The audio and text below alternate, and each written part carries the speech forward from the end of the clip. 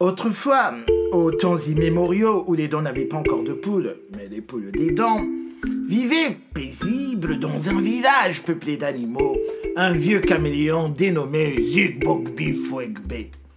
Outre sa peau écaillée ornée de couleurs changeantes, il avait pour lui et pour les siens le plus grand, le plus fourni des champs de mil de tout le village qui rendait jaloux le voisinage. Partout qu'on aille du côté de la rivière aux abords de la forêt dense, on ne parlait que de sa fameuse plantation aux promesses généreuses. À l'autre bout de ce champ, dans une tanière discrète, un lapin zinzin se mit en tête de jouer un mauvais tour au fier reptile. Ayant remarqué qu'aucun chemin ne menait à la plantation, il entreprit de tracer pour lui une piste sinueuse et malicieuse au travers des herbes hautes jusqu'à la propriété agricole du caméléon sans qu'il ne le soupçonnât. Ainsi put-il le lendemain revendiquer sans vergogne le champ et tout ce qu'il contenait comme étant le sien.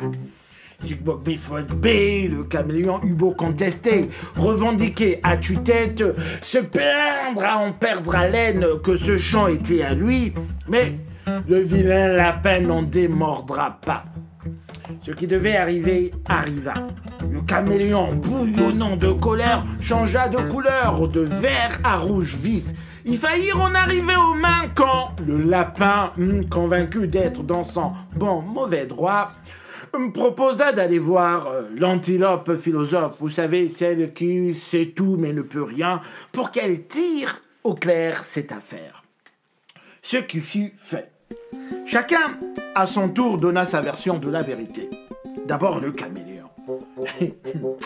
Il usa du tout de sa poésie, aux éclats de salive, pour convaincre le sage antilope et tous les animaux témoins que lui seul avait donné la beurre de son corps à la sueur de son cœur pour faire paraître de la terre avare chacune des brindilles de mil sur le terrain en palabre. Puis, ce fut le tour du lapin, resté tout ce temps-là, placide, mâchouillant, avec la nonchalance du fiéfier roublard, quelques feuilles d'avocatier tombées par terre. Il n'eut pour seule et suffisante preuve que d'indiquer de son doigt velu le chemin fuyant qui menait de sa case au champ de mil, attendant tout qui est la sentence du vieillard grimaçant. L'antilope philosophe se gratta la barbe, trifouilla les branches de ses lunettes, et puis, malgré le tout de sa science, ne put que se résoudre à constater la flagrance de la preuve de la propriété du lapin dont il n'ignorait pourtant pas la fourberie. Le voleur aux oreilles longues disparut dans la forêt content de lui. Et pendant tout ce temps-là, silencieuse, une petite tortue dénommée Baba Yaga Gogo observait la scène. Cette méprise ne laissa pas le caméléon indemne. Dépossédé de son plus grand bien, il fomenta une vengeance contre le lapin zinzin qu'il comptait savourer bien froide. Il fallait le punir, ce malotru, ce menteur éhonté. Quelques semaines plus tard, un jour chaud de saison sèche, Zigbogbi-Fuegbe disposa, dans un trou qu'il venait de creuser dans la terre fraîche, une vieille calebasse dont il avait pris soin d'ôter le fond. Puis, il se saisit d'un vieux pagne qu'il enduisit d'excréments de vache. Et les mouches ne tardèrent pas à arriver par centaines, puis par milliers, et à recouvrir entièrement le tissu. Miracle! L'étoffe ainsi recouverte devint sous les regards ahuris des cousins lézards une tunique unique, magnifique. Quel est le prix de ta belle robe de mouche, s'enquit le lapin auprès du caméléon, qui finit de ne pas le reconnaître. Une calebasse bien pleine de mille, répondit-il en désignant le récipient sans fond posé sur le trou profond devant sa case. Un pagne de mouche valait bien le prix d'un bien mal acquis, n'est-ce pas? C'est ce que se dit le lapin zinzin. Alors, finalement pas si malin que ça, le lapin revint de son grenier avec une jarre pleine de mille qu'il déversa entière dans la calebasse sans pouvoir la remplir. Misère, se dit-il, j'aurais cru qu'une louchette aurait suffi. Mais bon, retournons-y. Il revint avec une pelletée, se dit-il, ça fera l'affaire. Mais le trou sans fin restait insatiablement vide. Une charretée de mille! Voici ce qui fera l'affaire, hein, rien du tout. Et il reprit une autre, et puis une autre encore, et encore, et encore. Comme l'avait prévu le caméléon, tout le fruit de la récolte du champ de mille fut déversé dans le trou sans que jamais il ne se remplisse. C'est seulement à ce moment-là, le sourire aux lèvres, que le caméléon accepta de céder sa robe de mouche. Lapin zinzin se dévêtit derrière un bananier et Zigbogbi lui donna le pagneton convoité. Il fallait le voir, le lapin, marcher le torse bombé dans la cour principale du village, provoquant l'admiration de tous les animaux ébahis. Sauf que le caméléon revanchard savait mieux que quiconque que les émotions ça creuse et que les mouches ça mange. Et ça mange quoi les mouches? Le caca. Et du caca, il y en avait, car comme vous le savez, l'éléphant fait ce qu'il veut, quand il veut. Et s'il ne demande jamais l'autorisation, hein, c'est pour nous épargner l'humiliation de ne pouvoir lui dire non. Et l'éléphant, Bouzou l'éléphant, fit ce qu'il fit. Les mouches, attirées par l'odeur alléchée, quittèrent le pagne, en réalité troué, pour se jeter sur les défections du gros pachyderme, et on découvrit, amusé, la nudité du lapin honteux. Les rires remontèrent de toutes parts. D'abord Matouak la hyène, bien prévisible, puis Ogungende la chauve-souris, et enfin tout le village qui riait à chaude gorge avec les mouches déserteuses. Bzzz. Pourtant, dans ce brouhaha moqueur qui bavait sur toute la jungle, une petite rumeur se détacha en bienveillante attention d'une carapace écrasée sous la poussière. C'était une malheureuse petite tortue piétinée par les maladresses de cette foule cruelle, qui pourtant avait autrefois été admirative du lapin fringant. Le pauvre zinzin devenu chagrin pleurait au milieu de la cour, tandis que l'antilope philosophe philosophait sur le tragique de son sort. Cette petite voix, une petite tortue, cette petite tortue, la petite tortue Baba Yaga Gogo, s'approcha de lui avec son vêtement abandonné au pied de ce bananier. Lapin zinzin se rhabilla, la foule se tut, puis la tortue, considérant la vanité d'une récolte de mille qui s'étiole avec le temps et l'éphémère d'un pagne de mouche aussi volatile qu'un paix, chuchota ce triste constat. Vanité de vanité, tout n'est que vanité. Mais personne ne l'entendit. Si peut-être une petite chenille aussi insignifiante qu'elle-même, mais ça, c'est une autre histoire.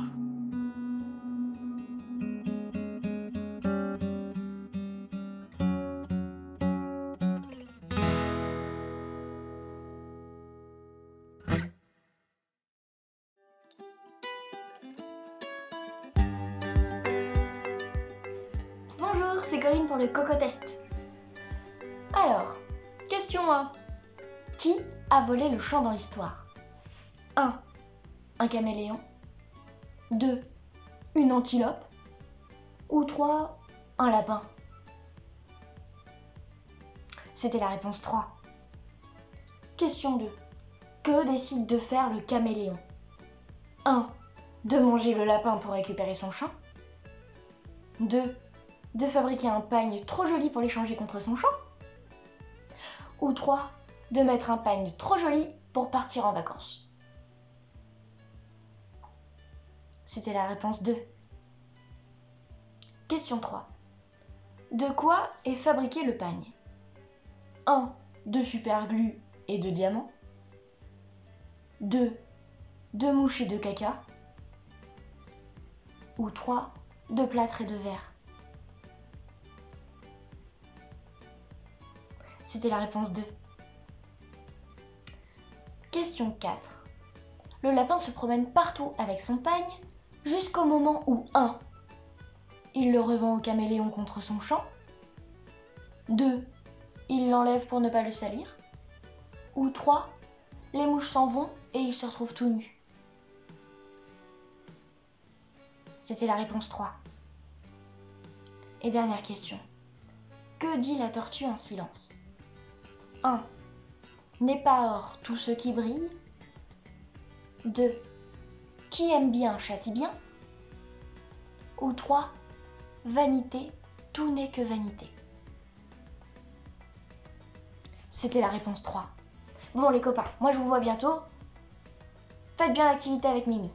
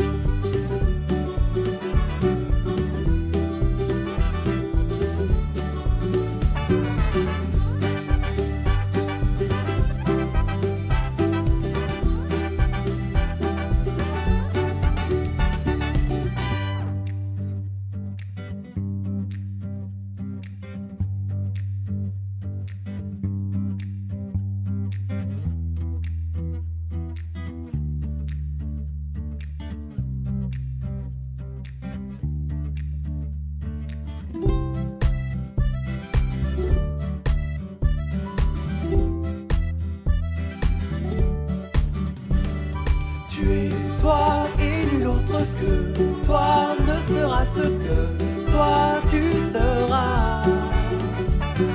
Tu es toi, personne d'autre que toi ne fera ce que toi tu feras.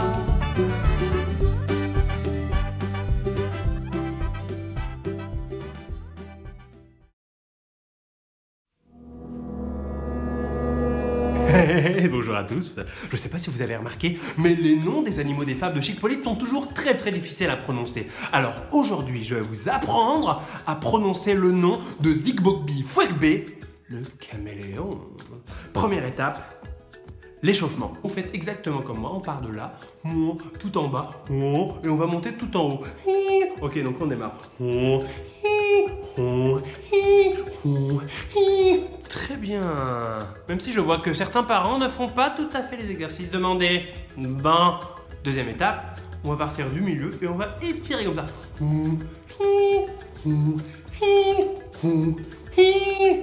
Je pense que vous êtes prêts. Désormais, il ne me reste plus qu'à vous apprendre à dire Zigbogbi Fwekbe. Ça semble très difficile à prononcer, mais en fait, c'est pas si très difficile. Tout le secret de la prononciation de ce nom, c'est dans les G qui sautent comme ça. Il saute un petit peu partout. En fait, c'est comme si on dit Zibobi Fwebe, mais on met des G un peu partout. Ok? Zigbogbi Fwekbe. Alors, si vous avez compris un petit peu le principe, vous allez le faire avec moi. On va juste faire Zigbogbi. Zigbogbi. Facile. Zigbogbi. Zigbogbi. Zigbogbi. Zigbogbi.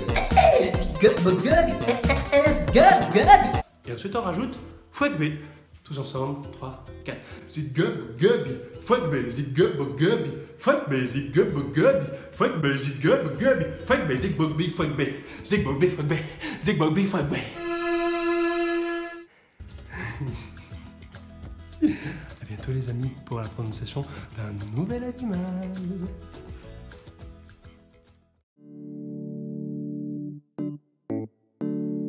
Le caméléon, il a un très beau chant.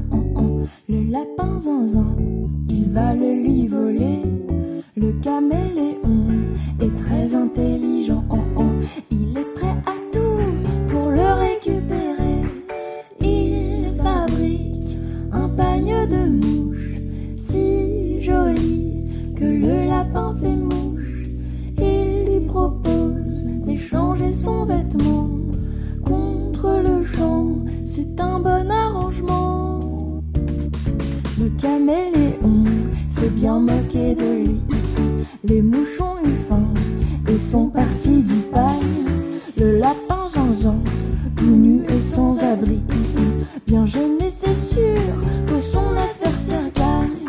Heureusement, la tortue arriva. Dans sa patte, c'est l'espoir qu'il trouva. Elle était bien loin de le juger, sachant que tout n'est que vanité.